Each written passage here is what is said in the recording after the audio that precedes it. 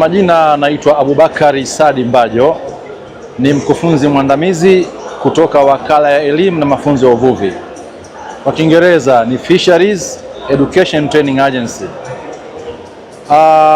Fani ya uvuvi ni fani pana sana na ina mnyororo mpana sana baada ya kuvua.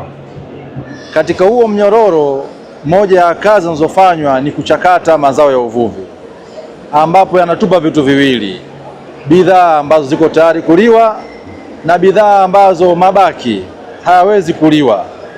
Mara nyingi sana yamekuwa yakionekana hayana thamani na yamekuwa yakitumika kutengeneza vyakula vya mifugo na mbolea, lakini mabaki haya yanaweza kubadilishwa kutengenezwa bidhaa ambayo ina mvuto mzuri na yenye thamani. Kupitia wazo hili tumebuni utengenezaji wa maua kwa kutumia magamba ya samaki.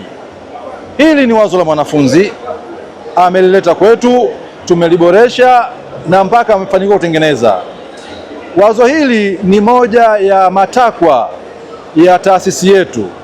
Mwanafunzi anapofika mwaka wa 3 anapaswa afanye kitu chenye ubunifu katika sekta yetu ya uvuvi. Msingi wa hili ni kuwajengea vijana wetu dhana ya ujasiriamali. Tunafahamu ya kwamba ujasiriamali ni soko pana sana ambalo linaweza likawachukua watu wengi sana kwenye jamii. Tofauti na kazi zile ambazo ni rasmi, sio kila mtu anaweza kuchukuliwa.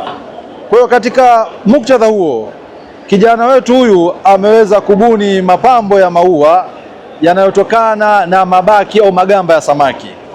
Maua haya yameletwa hapa sokoni, wadau wametoa mawazo mbalimbali.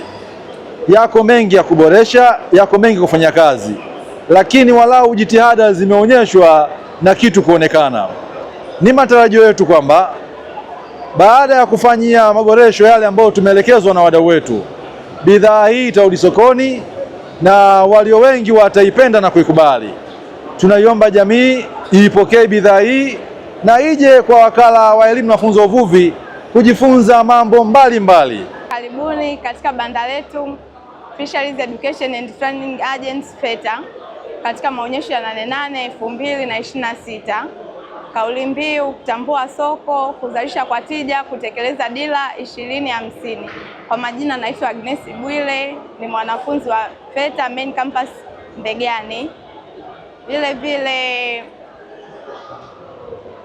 nimeamua kutokana na kauli mbiu, nimekuja na ubunifu huu wa kutengeneza maua kwa kutumia magamba ya samaki, ambao maua hayo kama mnayoyaona nimetumia magamba ya samaki wa baharini, mfano pono, tilapia, mfano upono, lady snapper pamoja na mkizi, ambao magamba haya yakitengenezwa vizuri yanaweza kuleta bidhaa ambayo inaongeza thamani katika rasilimali za uvuvi, pia katika utunzaji wa mazingira.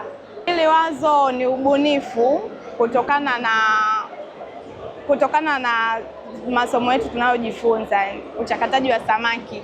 Mimi nimeona mbali na kwamba magamba ya samaki tukishafanya uchakataji vile, mengine unakuta yanatupwa, mengine yanatengenezwa katika chakula cha mifugo mbalimbali, mfano kama nguruwe, mifugo ya kuku, unaweza yakatumika pia katika utengenezaji wa chakula hicho. Mimi nikaamua nije na wazo langu la kutengeneza maua kwa kutumia magamba ya samaki.